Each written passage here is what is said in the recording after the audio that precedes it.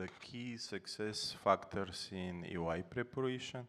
We covered also in details how we evaluate your expression of interest.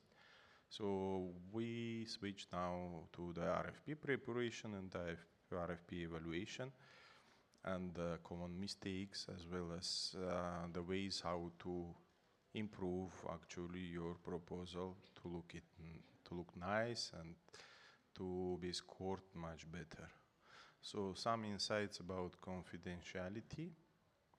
Basically, so the main message here is that if a consultant wishes to contact the client or the bank on any matter related to the selection process, it should be done in writing. So we already covered this issue before. So any attempt to improperly influence the client in the evaluation of the proposals or contract award decision may result to rejection of the proposal and also possible sanctions. So when we discussed the issue of the GV composition, as I told you, we require all the firms to be registered in the CMS, and we conduct the due diligence for sanctions, for being debarred or blacklisted, yeah?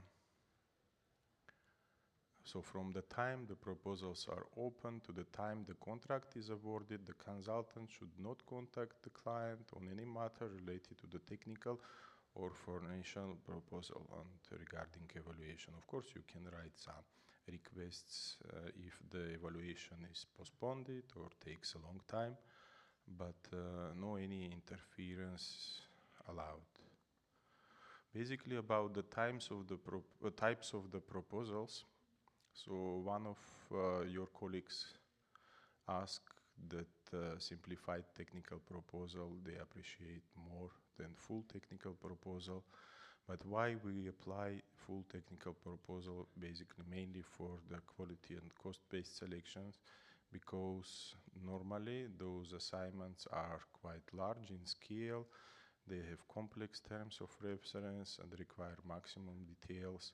So we want to evaluate both the qualification of the firm, their approach for implementation of the assignment, the methodology, and also the key staff, key experts, international and national. That's why FTP is preferable option during the quality cost-based selection, but we have also simplified technical proposal for less complicated assignments and biodata technical proposal in case the client wants basically more input from the individuals rather from the firm. Here, as I shown you before, there are different types of the proposals and the different scoring with the different maximum weights assigned to different evaluation criteria. So in the table from the left, you can see one example of distribution of scores, and for qualification, here is given 100 for approach and the methodology, and sub-criteria 200 with the scores. And for the personnel, for key international experts, 500 is allocated, 500 points, and for national experts, 200. Why? We want to share these two tables to you to see the difference in for your understanding. When you read the RFP and see those requirements, you will understand better if we require more the qualification of the firm or the qualification of the individual experts based on the specificity of the assignment. So here in the table from the left, you can see that 700 points are given for the personnel. And in the table from the right, 500 points are given to personnel. So table from the left is the most common, let's say, practice applied for complicated or let's say big assignments, and the inputs of individual experts is very much important. That's why the weights are given there more, yeah. and in the other case 500, 500. So basically there is an equal distribution of the scores assigned to the qualification of the firm, their approach, and for individual experts also. Basically for qualification and experience we have two criteria. It's experience in similar projects and experience in similar geographical area. What you need to do. So for experience, we already discussed the same, like in your EOI, clearly set out number of relevant projects with similar scope, duration, location, and showing the amount. If you do not provide enough information in your RFP regarding that part, you will not be scored properly and you will not receive the maximum allocated score. Experience in similar geographical areas include relevant similar geographical experience, like for example, if experience required in Central Asia, Southeast Asia or other countries, under similar or other type projects, you need to show it. And if your firm possess only the experience in the different regions, of course, you will receive the less score. And how to solve it? You should bring the GV composition, some GV member who possess that experience. Local experience can be supplemented through local GV membership or via sub-consultancy contracts, right? So what brings? Local experts bring local expertise, cultural, legal understanding, also encourages development of local capacity. Sometimes this requirement is mandated or supported by the local governments. For approach and methodology, the use practice shows that it allocated 200 to 400 scores for understanding of objectives, quality of methodology, work plan, personal schedule, right? So the work plan sets out deliverables and how they will be achieved in detail, clear description of important activities and timing of activities. And personal schedule should be consistent with the work plan related to deliverables. So basically, the activities shown in the work plan should have experts involved in those activities shown in the personal schedule. About understanding of the objectives, of course, it will be very good if you can have a site visit prior to your submission, and it will be appreciated during the evaluation. You should understand the client requirements and ADB requirements. You should answer, does your proposal respond to all TOR objectives, and does it fail to address some requirements, for example? If yes, you need to bring another GV member also, Analysis of issues and constraints for quality of methodology. Again, consistency between work plan, methodology, addressing the key requirements, and demonstrate up-to-date knowledge and understanding of TOR, etc. Regarding comments on the TOR, counterpart, personnel and facilities, and proposal presentation.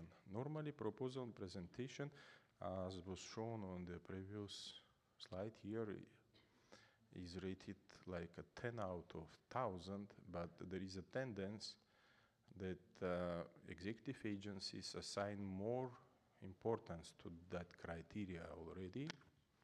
Why? Because often we receive the proposal very badly assembled without the proper sections, separation pages, so you cannot easily evaluate the proposal. It makes your work difficult. The resolution of the PDF files is low.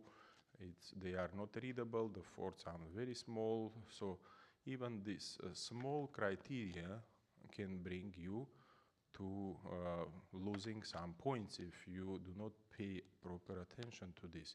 So sometimes what happened that firms prepare brilliant proposal, but when you convert this to PDF and you want to include it in your hard, let's say, copy submission forms, you basically do not pay attention, you do not check the final result, and you have not good proposal, not readable.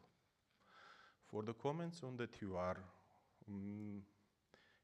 what happens sometimes we see that there is only one comment that we have no comments to the TUR. Yes, it is still answers, you will be still scored for this, but you will not be scored for that criteria like 100 out of 100 because your comment is just that you have no comment. Yeah, simply. So basically what is expected here that you should not write, of course, the poems here, but you capture the main points and express your view, let's say, and point out some gaps maybe you found in the TUR, etc. Similarly, for counterpart personnel and facilities, what is the common case is that the firms writing down here that we are satisfied with the proposed facilities, we understand the input of the counterpart, and that's all.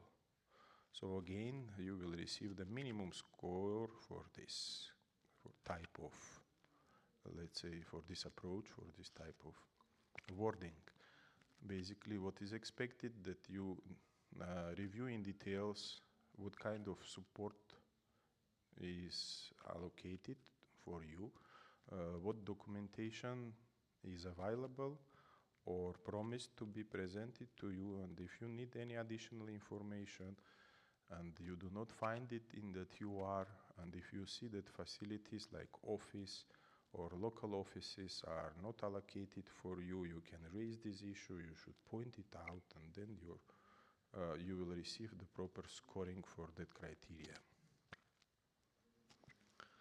What are common mistakes in approach and methodology section? Yeah, so poorly written copy-paste proposals. Remember, not all evaluators are native speakers, so please try to simplify your language when you prepare your proposal.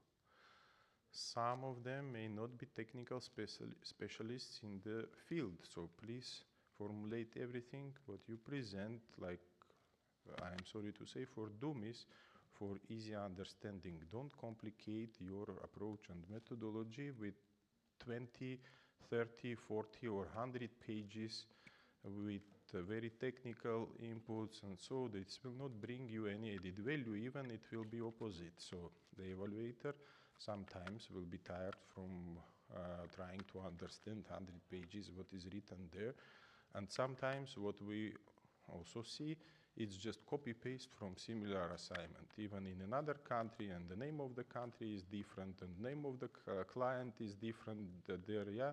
So it is the result of your rush and not allocating some dedicated person who will check your proposal at the end.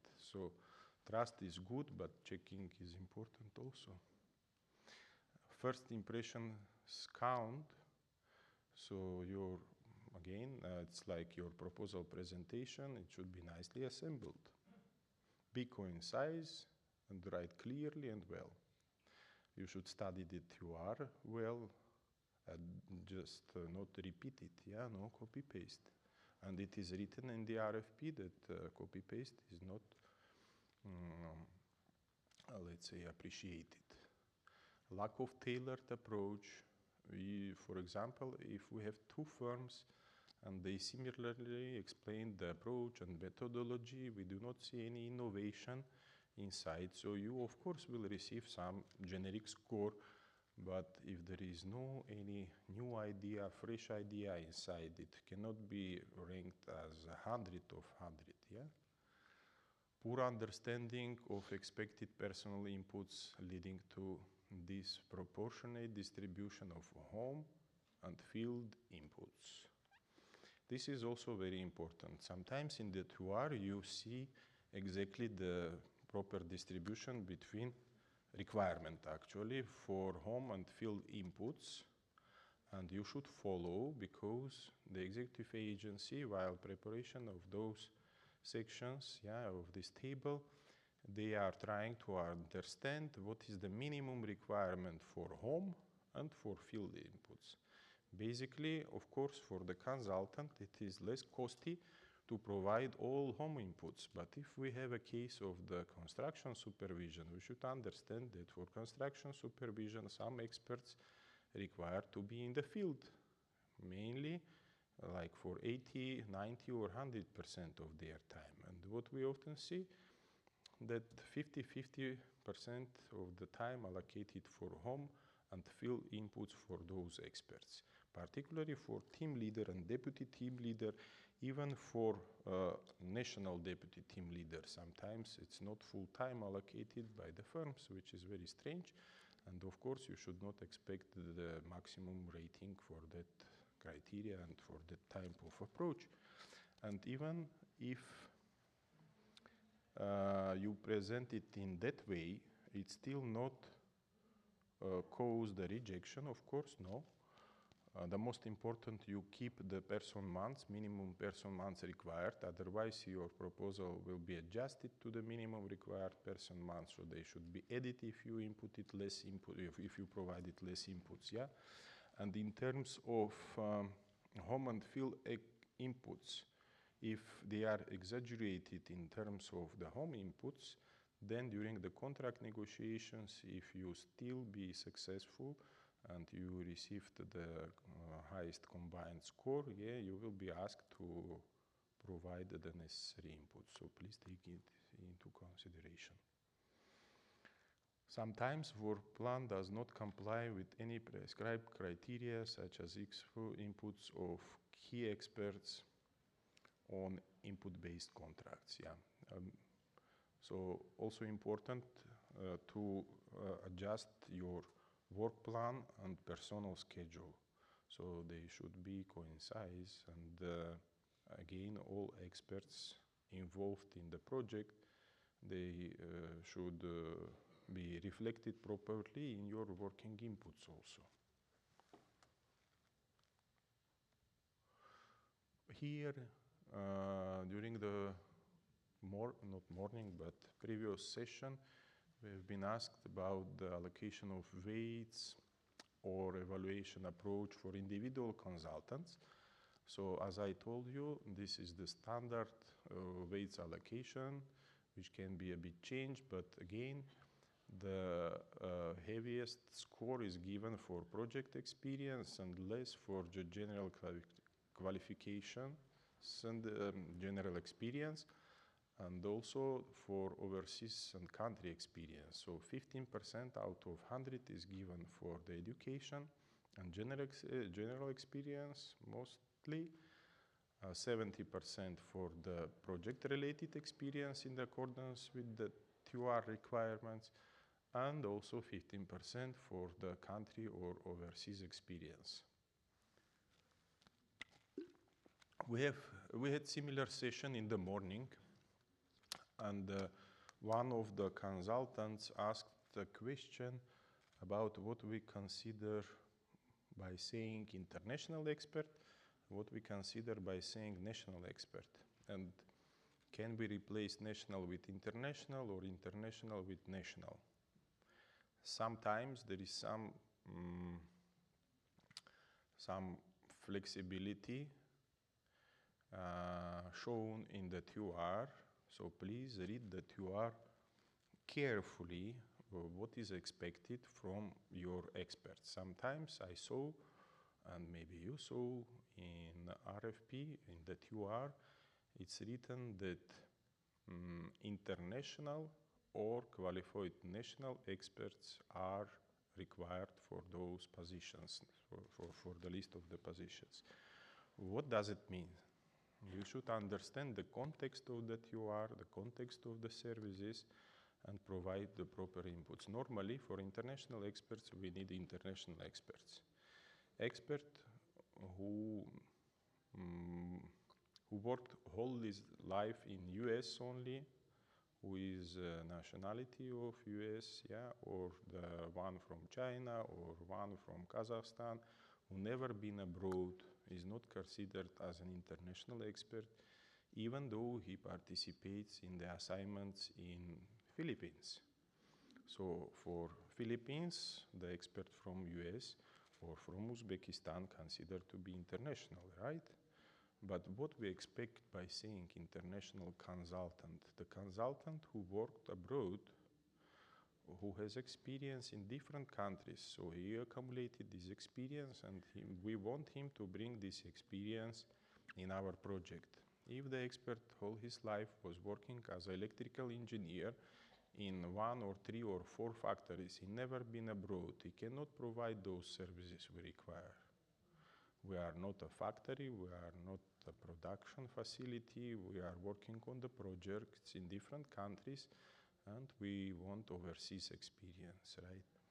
Sometimes what we see, for national position, the firm proposing international expert. This is also not correct. Depending on the executive agency approach, they evaluate it differently probably, but the main idea is if we need a national project coordinator in the country of the project, why you should understand why we need this expert or why we requesting in the proposal to have this expert, because we need this expert to support the firm in work with government, with governmental relations, to present the project to government, to establish some relations, connections, etc., which can be obtained by the local but cannot be obtained by international or cannot be provided by international expert. That's why national is national and international is international. In RFP, we have a section where this is described in details, and there is also some wording I cannot recall by heart, but there is a wording that national expert who has some international experience can be presented as an international, meaning that if the assignment is in Afghanistan and we require international expert, but you provide some national who has Afghani passport, but who worked in US, in Philippines, in UK, abroad, he is considered to be international. If the expert worked only in his home country, he cannot be considered as an international.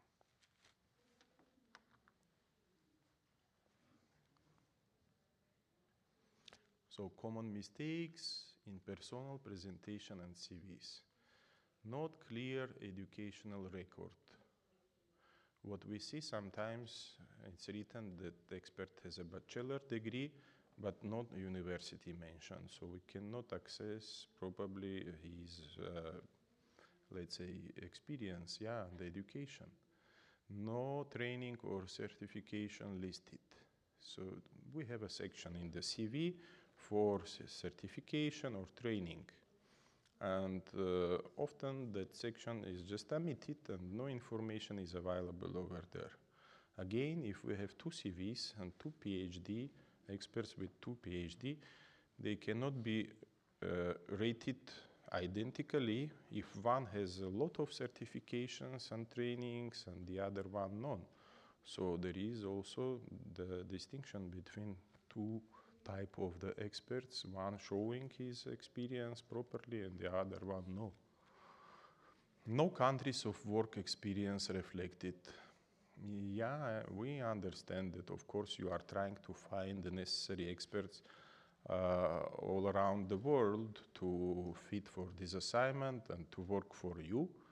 And sometimes you cannot find the appropriate expert with the proper international experience or country experience, and you propose for the position expert from, for example, Pakistan, but we require the country experience of being working in Philippines before, right? So this expert is not rated 0, of course, he is still rated, but for that requirement he received very low score because he do not have country experience if this experience is required by TUR. The same related to regional experience. So submit CVs filled in accordance with the standard format in RFP and adhere to the designed CV structure. What often we see that CV structure is not followed, and the CVs are presented in different format or in a not proper format. We have missing information about similar experience in which country, under which project, in which country.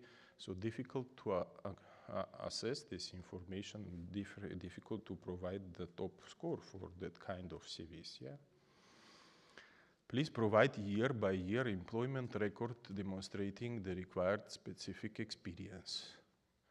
Highlight targeted expertise to strengthen visibility.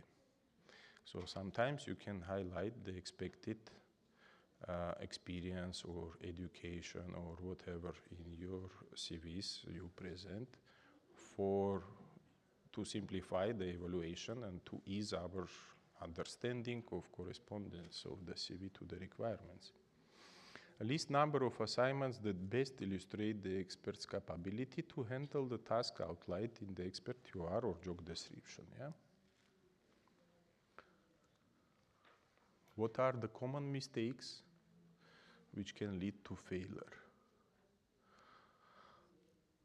So your proposal does not correspond to the required template for ADB, for EA administered projects. Not properly signed proposals. We discussed this also in previous section. So basically for RFP stage, we require hard copies of the proposals. And there is a wording that proposal should be originally signed. Maybe there is a dispute regarding what does it mean originally signed, and it was heavily discussed also in between the experts in ADB. So we still consider originally signed or properly signed, if we require the hard copies, the original signature. Or we are in digital world now, so official digital signature is also accepted, but not just the printed and copied paste, let's say, picture of the signature. Some executive agencies, they just rejected the proposals based on the fact that it is just a copied signature without any certification and not being original. That's why otherwise we require one original and 2 copies, 3 original or unoriginal 3 copies. We can ask for all copies, right? But we still ask original. Then if it is, we understand that it is difficult and probably the main company or lead company office located far away from the place of the assignment, but you still engage mostly the sub-consultants, local or GV partners, so you can provide necessary authorization for those persons to sign your proposal. And not necessarily the same person should be authorized to sign a contract. So you can easily satisfy that requirement. Insufficient time afforded to entry of proposal in CMS, late proposals not accepted. What sometimes happens, we receive complaint that we've been filling in the CMS all necessary information, but because some expert was not from the member country, or I don't know, because of electricity cut or whatever, we have not been able to, we did not manage to submit the proposal in time. We understand everything, but we cannot accept your proposal, so your technical proposal, just because of that explanation, because it is not fair in comparison to others. We should adhere always to the main procurement principles of transparency, competitiveness, etc. So please allocate your time properly and do it everything in advance in order not to complain later on and not make us guilty. Disclosing financial information and the technical proposals. Let's say prior to joining ADB, I worked as an individual procurement consultant supporting executive agencies, and maybe 3 or 4 times during 4 years while evaluating the proposals, I saw that consultants include financial proposal in the technical proposal. So if there are different cases and should be analyzed in accordance to the separate situation, yeah, but generally if financial proposal is still sealed in separate envelope, so the bidding committee or consultant selection committee, they declare this, separate this, so and then continue with this consultant. But if it is unsealed and opened and all members can see the figures, so then this proposal will be rejected. So please be careful, do not include your financial proposal in your technical proposal in case of two-stage selection. Note key dates for submission deadline particularly, yeah. Be ready for possible bid extensions or amendments. So sometimes if you feel you do not have a time or there are heavily justifiable circumstances why you can be late, please write the letter in time with the request to extend the deadline. Provide as much as possible detailed justifications, and if it is reasonable and if there is no lack of time, so executive agency or ADB will extend the submission deadline. Look for your competitive advantage and remember, ADB projects generally receive large responses. The competition is strong. The most important quality is generally excellence. So basically, before, let's say, from 2000 to 2010 or 15, we had, in average, sometimes 2, 3, 5, 4, 6 proposals maximum. Nowadays, we receive 20, 40 proposals. 20, 40 UIs, I mean. And there is no restriction now on the number of shortlisted firms. It depends on the executive agency, and some of them prefer to have large variety of experts, yeah, and the firms to be shortlisted. So sometimes our shortlist now compound of 6, 7, sometimes 8 firms, yeah. So you should take into consideration that there is a quite large competition. So please pay attention to your proposals and prepare it carefully with consideration of all, let's say, presented issues here, so to be the most successful. Now regarding the evaluation. Again, start early, invest in dedicated proposal preparation team, ensure professional local partner support, customize everything, don't copy paste, highlight only relevant experience. We discussed for UI stage about the experience and similar projects you present. So if we require the similarity, like for project of 10 million, don't include 10,000 project as a similar.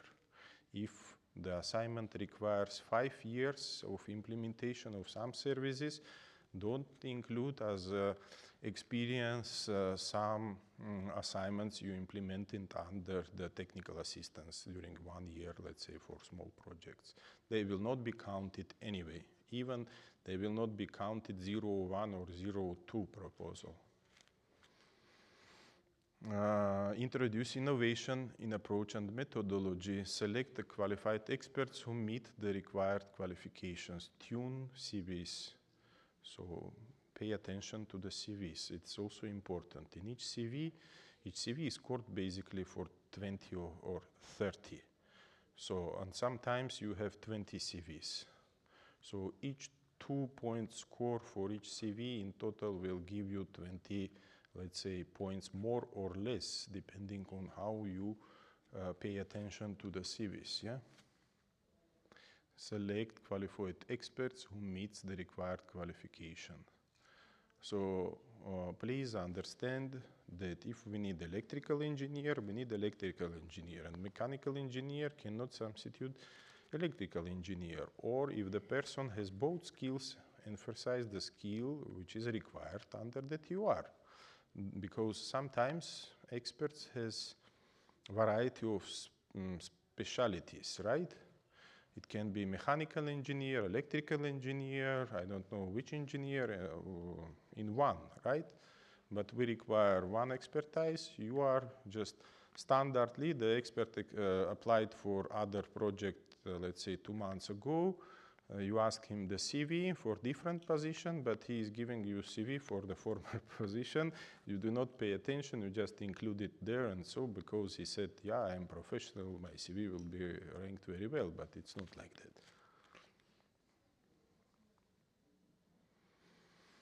Final steps: align budget under ceiling, avoid exceeding the maximum budget. Why? Because please take into consideration that the competition nowadays is quite strong. All firms, if the budget announced, trying to bid close to that budget. Believe me that in most of the cases, in 80% of the cases, the budget is quite good, properly counted, particularly for ADB projects.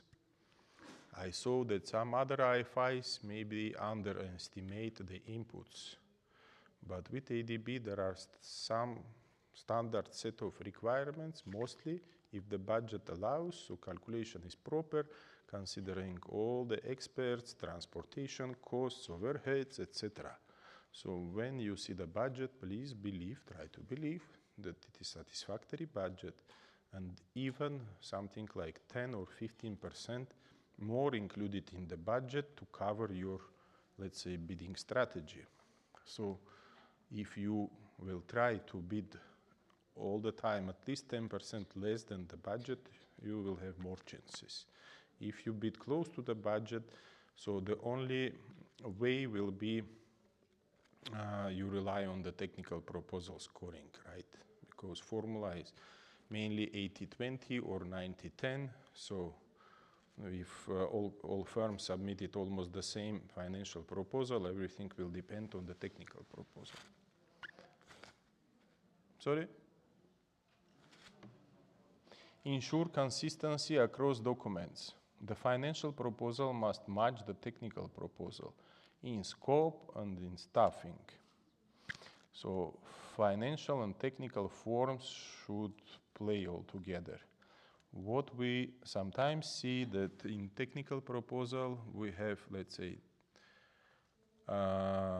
different number of experts. In financial proposal, the price is provided by less number of experts. What we do in this case, we do adjustment. So please be aware, in general, if we require 10 persons, you provide 8, still we will add those 2 experts.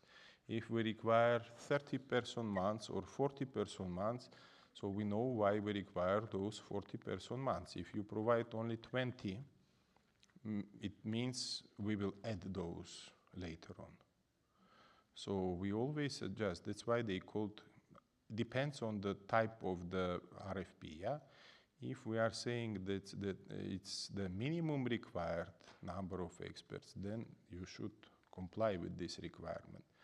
If we are stating that it is estimated number of experts, then or estimated number of inputs, then you can increase or decrease. For increase, there is no problem. It depends on your budget. So we encourage you to increase the number of experts, to increase the number of person months. Basically, it's up to you, but then you should stick to the budget. We will not provide any additional money for this. Counter-check for multiplication errors and harmonize figures. Verify for calculation errors and ensure consistency across all fin forms.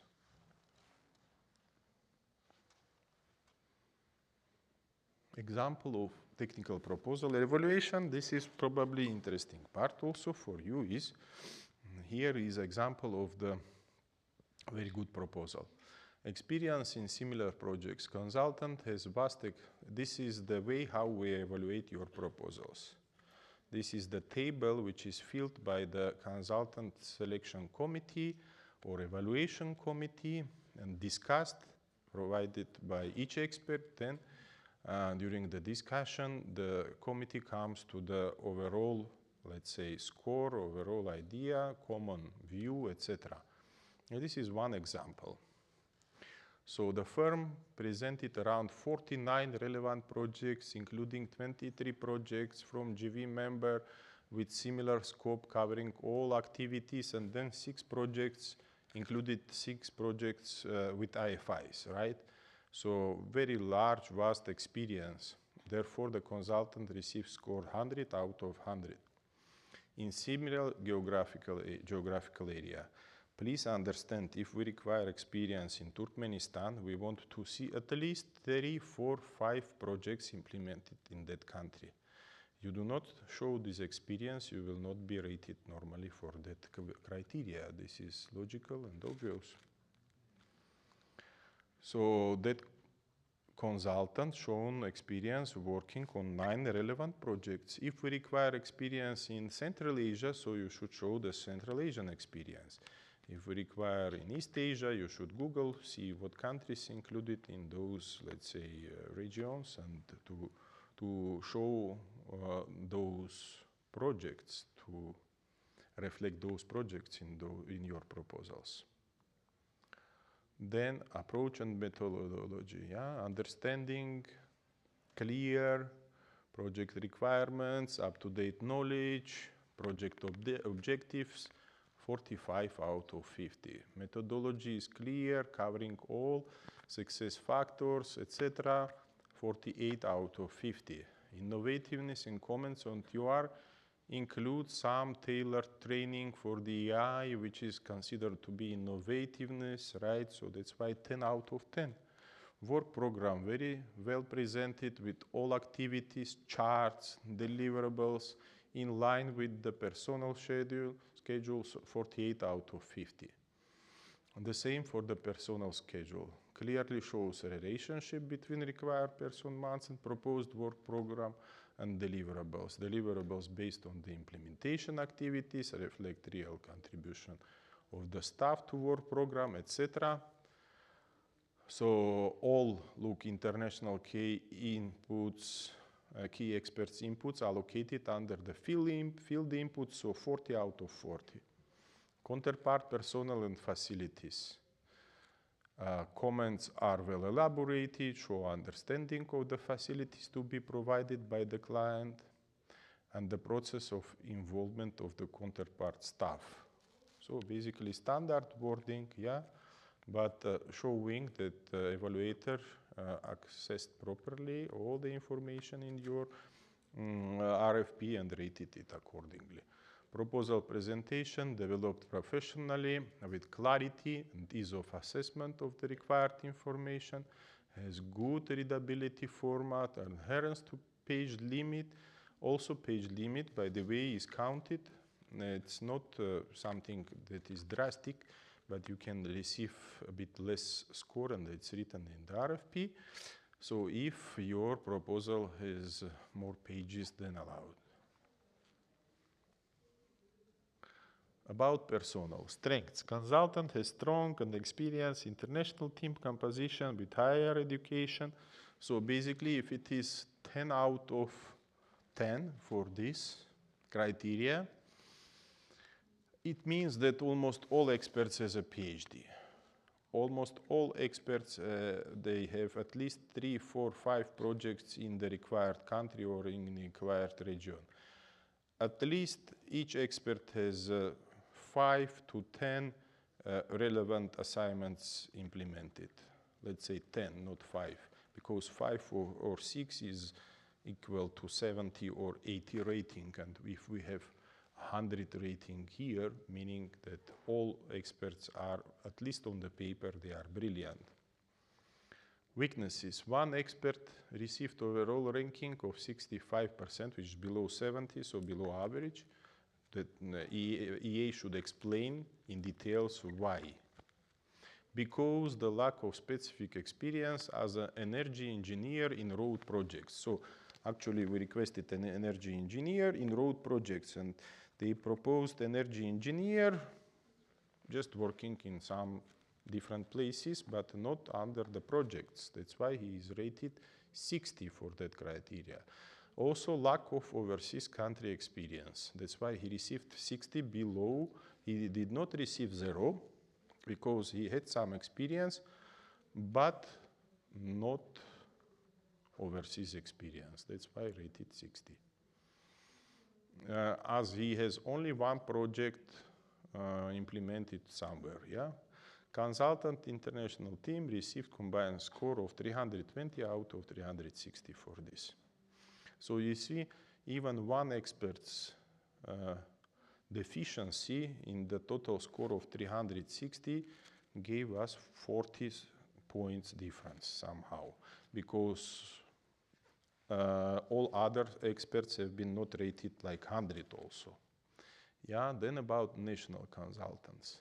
Consultant has a strong and experienced national team composition with higher education, extensive general and specific experience, overseas experience, and other qualifications as required by TOR. Therefore, all 13 experts out of 13 received high scores and rating from above average to very good. 210 points out of 240. So, your questions, please? Any? None? Okay, let's go ahead. Yes?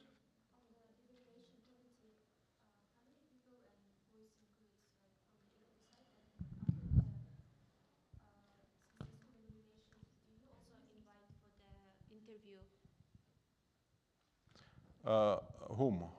The winning company. Before the contract signing, Award. if you have also the stage of the interview.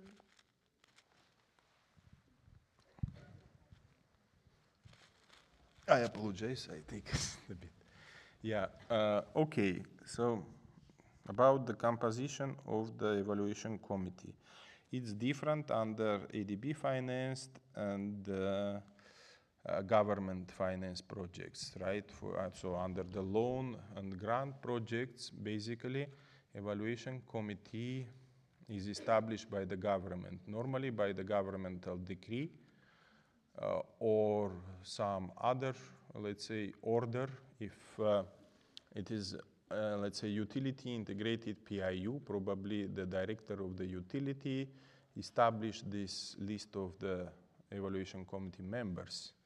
They change from time to time. Normally, there is a requirement under the local procurement laws that all members should possess some procurement degree or technical degree at least, or at least one or few members should possess procurement degree. So being aware about the procurement process. Then, of course, the executive agency has a procurement specialist. So procurement specialist is, how to say, doing the initial evaluation and then distributing the forms to the evaluation committee members. So they call for the meeting and they discuss all the scores. Normally, each committee member has its own ranking and they come to the conclusion and during the discussion, during the committee meeting. This is related to ADB, executive agency administered projects, right, selections. If we comes to ADB selections, normally it is the user unit department. So there are, if the total amount of the selection is below 750,000, then it is purely the user unit who, how to say, originated this selection, this procurement. If it is above 750,000 US dollars, then the chairman of the committee is from the procurement department, and there are still 2 members from the user units. So it's a bit different, but I guess your question related more to executive agency administered consulting services. This is in relation to the composition. Then I apologize, what was the second question? So after the decision of the selection committee, if there is also next step interviewing? Yeah, thank you. So officially there is no any need for interview, so it's not obligatory requirement. But if executive agency feel some need in case of executive agency administered selections, they can call for the interview with the staff or with the representative of the company, etc., to check if in reality, for example, the CVs corresponds to the expertise of the experts. But this is not a standard practice, and this is exceptional practice, let's say, not required.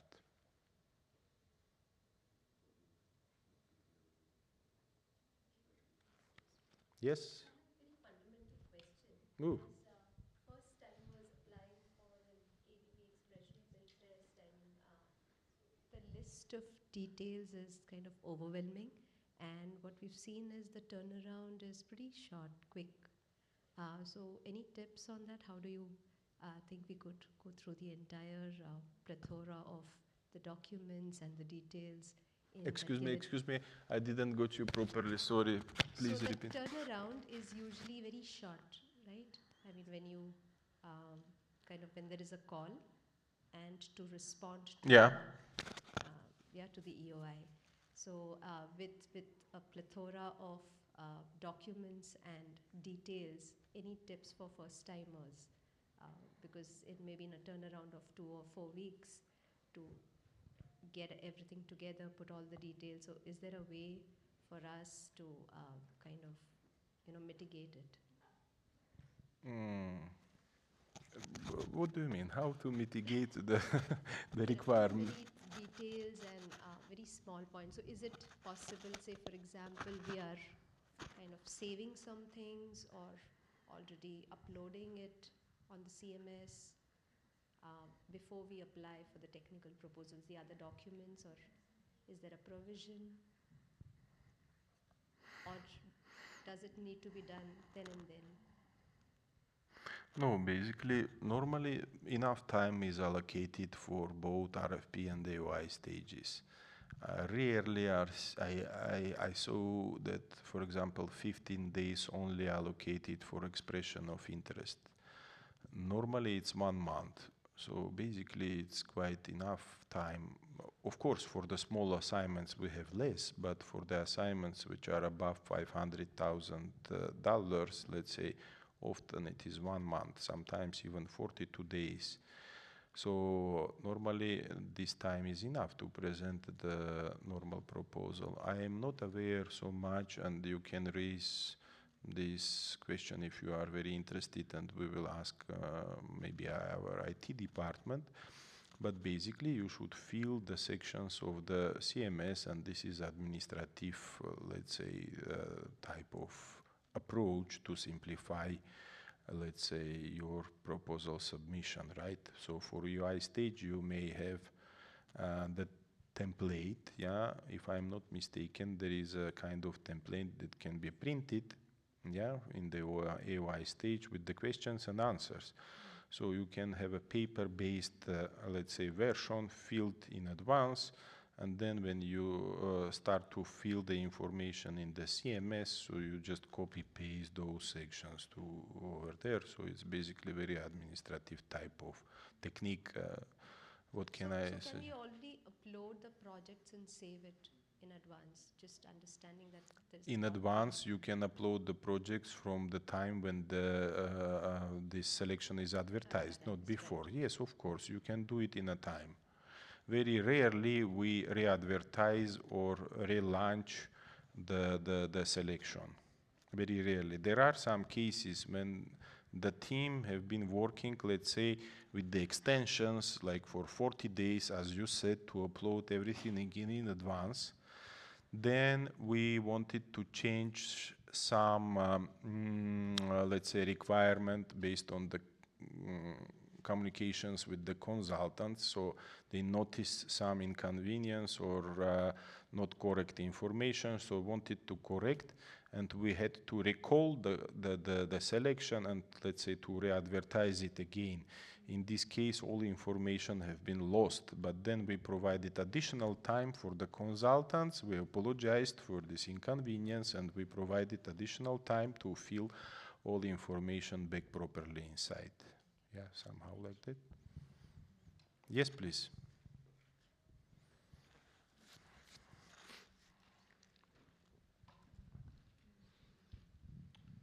On the use of AI, what would be your recommendation? Whether once you write the proposal, you should ask AI to check whether it is complying with the requirements, terms of reference, or the other way around? Can you ask AI to write the proposal and then you can check it by yourself manually? Or are there any recommendations or experiences or best practices with respect to the AI technology? Good question. Basically, we do not recommend to use AI in preparation of the proposals. So, as I presented you before, your proposal should be unique, right? Still, with application of AI, different tools, you can obtain what you need, and maybe it can be unique. There is no strict requirement yet, if I'm not mistaken, for using AI. At some point, it can be like in educational practice, there are already restrictions, right, in kind of book writing or in painting, so we have those kind of restrictions already. Also enforced by the law in some countries. So here we don't have, you can use, of course, but to some extent it should be logical. Whatever you use to simplify, it depends. Your question regarding correspondence to the TUR requirements depends. I'm not a specialist in that field, but it will heavily depends on the prompt, proper prompt you provide, the capacity of, let's say, the ChatGPT or Copilot you are using. So basically, how you do it? You insert the TUR inside, right? Sometimes from my, whatever I can advise you, it's my private experience, does not relate it to ADB, let's say rules or procedures. So you upload sometimes those tables, he understand, he do not understand.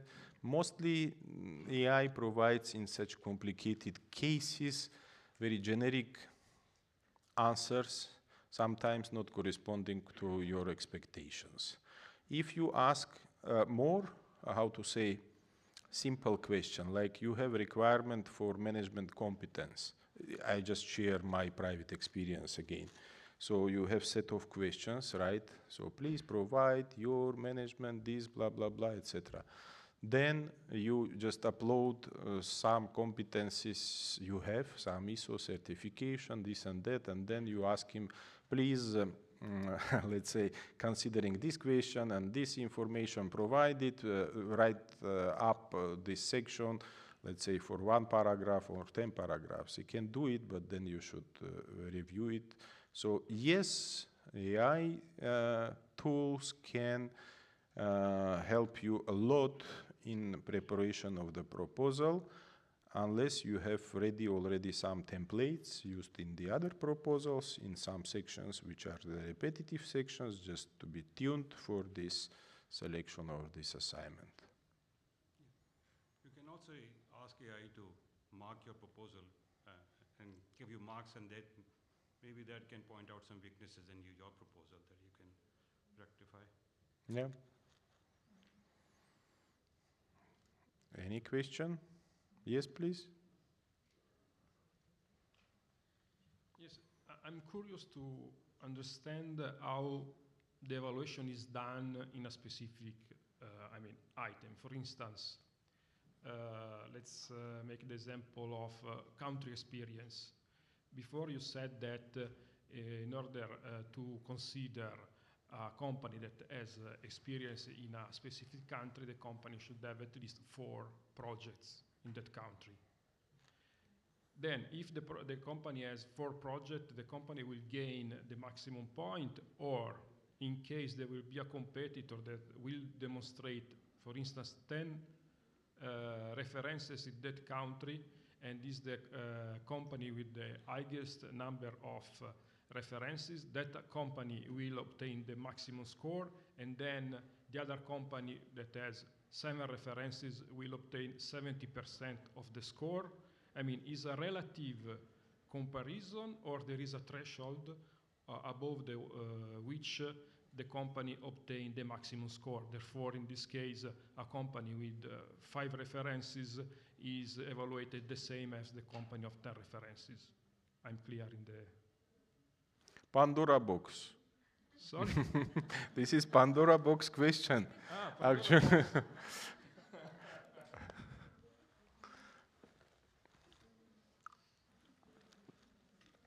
Look, basically, again, there is written rules and not written rules. Each person is unique, each firm is unique, each evaluator is unique.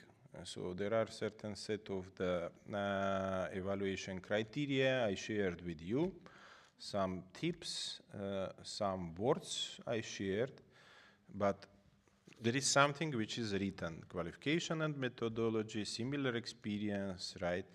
That's why ADB does not appreciate quantitative evaluation. ADB always advise evaluators, I mean procurement specialists, and our guidelines advising not to do quantitative evaluation.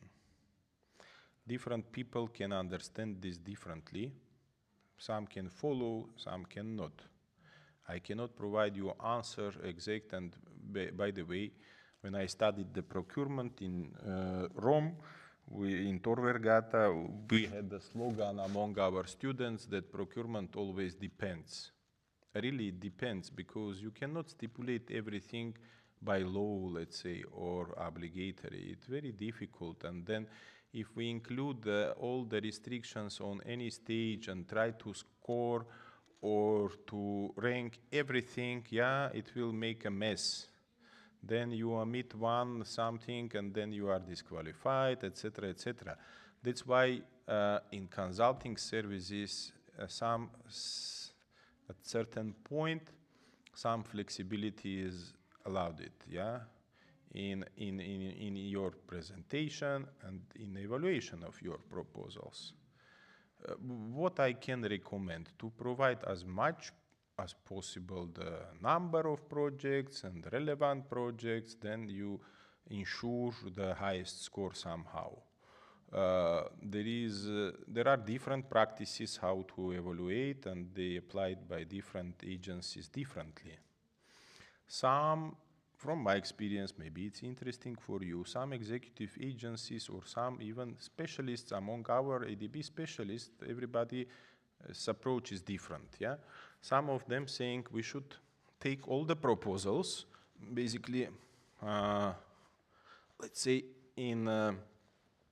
mostly in RFP stage, yeah? So we have already limited number of shortlisted firms, so it's easily to have comparative analysis, right? So as you said, we look at some evaluators, they look at the number of projects implemented by each firm relative, yeah? 25-1 or 20-18-15. Of course, the one which has 20 logically should receive the highest score, right? Sometimes the approach of the officer is that maybe 10 is the limit for us. Let's do it's upon the discussion and decision, yeah? Let's consider 10 as a maximum. Whatever above 10 is still the highest, yeah? It's another approach, yeah? But definitely why I said 4 or 5, I said the minimum, I did not say it like because it's written somewhere, just from experience. The competition nowadays is high.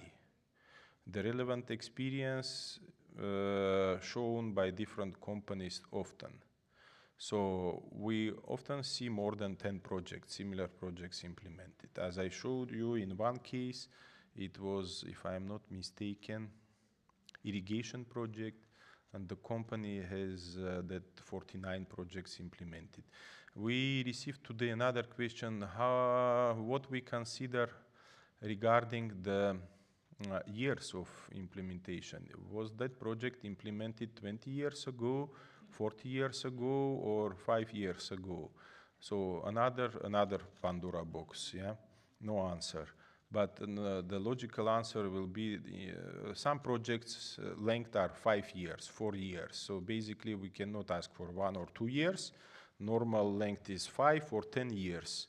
If your project is 30 years old, of course, at that time, the technologies have been different and so on. So for consulting services, I cannot tell you why, but there is no limitation. For the supply of goods and for in construction cases, for the civil works, the person who prepared the bidding document, he should stipulate the number of years. So during the last 10, 15 years, if your project is older, let's say, it is not considered as similar already.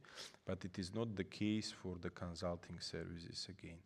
So another case, evaluators, they do not look at the number, they look at the more at the nature.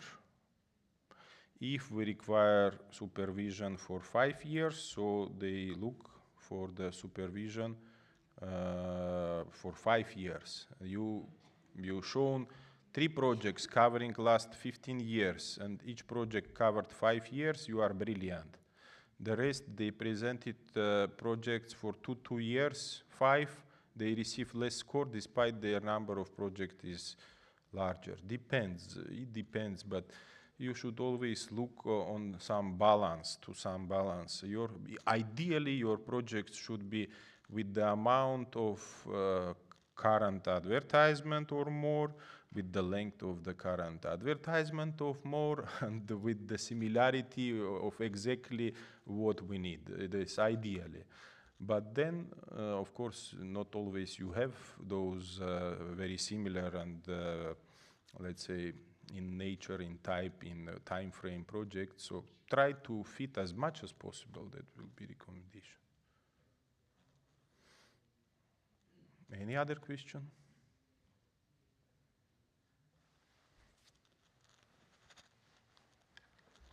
Hello, sir. I am Rajendra from Z Consult Nepal.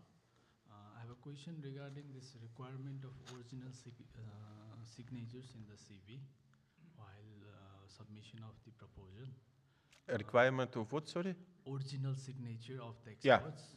I think you have already said a little bit about it, but in case of quite a number of experts to be presented in the proposal, and when they are in different locations, it has been difficult to get all these original CVs on time, and we have to meet the deadline. And especially in Nepal, whenever we even ask it to the client, they mention that it is the requirement of the ADB. So if we could have some leverage on the digital signature, because in ADB Bhutan we have submitted one project there, always this digital works. Okay, if I properly understand you, your question is not about the signature for the expression of interest or, let's say, the letter of technical proposal. It's about the CVs, right? And the expert's signature in the CVs. Yes. Requirement of original. Okay, so basically that requirement is related not to the procurement stage, but to the negotiation stage. And yes, we require. Why? Because we need to be sure that the person exists, yeah? So that's why, again, why in the court you need original signature, or why in the contract for purchase of your car or your house there is original signature needed, because yeah, you need to be sure that they gave you this car, they are not cheating you, etc. Yeah. So regarding the CVs, if I am not mistaken, during the submission stage, still the CVs can be signed by the expert and by the authorized representative, but it can be still a copy. But then before contract signing, we ask you to confirm availability of experts, and we ask the CVs signed by experts themselves. Yeah. So you have quite a long time from, let's say, initiation of these services upon the contract award, and you are given normally sufficient time when you receive the notice of award, yeah, somehow, and you are called for the negotiations. I know that sometimes executive agencies are calling you just, let's say, 3 days after the letter, yeah, of contract award. It happens, yes. They need services urgently, yes. And in the invitation letter, they ask you for provision of signed CVs, right? And provision, let's say they ask confirmation of availability of all experts. That's correct. But still, you can inform the executive agency that you have been given not enough time to obtain the original signature, that you will come to the negotiations and you ensure that you will provide this list prior to, let's say, final signing of the contract. So you still have opportunity to and time to obtain those signatures. Yes, but I mean to say during the evaluation stage, if it is already selected, then this confirmation of viability and original signed CV must be submitted beforehand the negotiation starts. But during the evaluation stage also, even though it is mentioned the authorized representative can sign the original on behalf of the experts, we are having some issues. Issues from which side, apologize? Client side. Mostly. Okay, but yeah, so basically there is no strict requirement for that, and that's the just will of the client. So you should always refer to the RFP and to what is written in the request for the proposal and what are the requirements. If you receive some extra requirements just by the will of the executive agency, you can write the complaint to the project officer, you can oppose to provide, and it will not be in any case the reason to reject, let's say, your proposal, believe me, please. Okay, thank you, sir, thank you. Yeah, thank you. Any other questions? Yes, please. Just on the MPC evaluation method, I'm not sure if I've missed something during the earlier. Which evaluation method, sorry? The MPC, merit point criteria in evaluating the proposals, Okay. which will be rolled out in January, I understand, in 2026. So my question is, are you able, as I understand there's still fine-tuning guidelines and methods, ADB, but are you able to give us an overview on how they will evaluate our technical and financial proposals when the time comes? Because we are already getting ready for it. Thank you. Thank you very much for your question. Actually, there was another session or several sessions devoted to the merit point criteria today and yesterday, if I am not mistaken. We are talking here about the consulting services. So we already have in QCBS, quality cost-based selection and other selections, yeah, a kind of merit point criteria. We have technical proposal, we have financial proposal, we have scoring for the technical proposal, scoring for financial, so combined. So here we have reflection kind of merit point criteria, but for a long time it already exists for the consulting services. And what you mentioned is related to the works and goods and non-consulting services, which is not topic of this presentation today here. So consulting services are kind of out of this because they already have those criteria stipulated long in advance. We have 80-20, you remember during the presentation, so there is a formula how to evaluate technical and how to do the combined evaluation with the financial proposals later on. It's not heavily affected, it's already here. So MPC is for works and goods.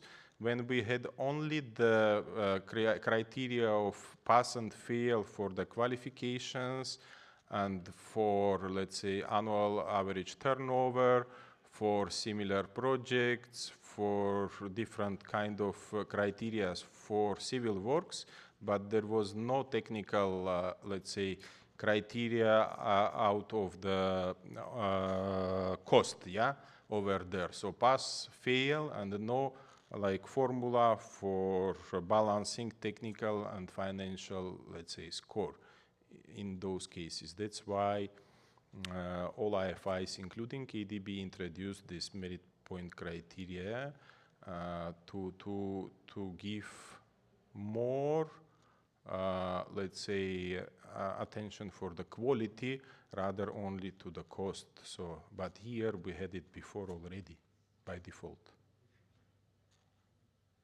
Any questions?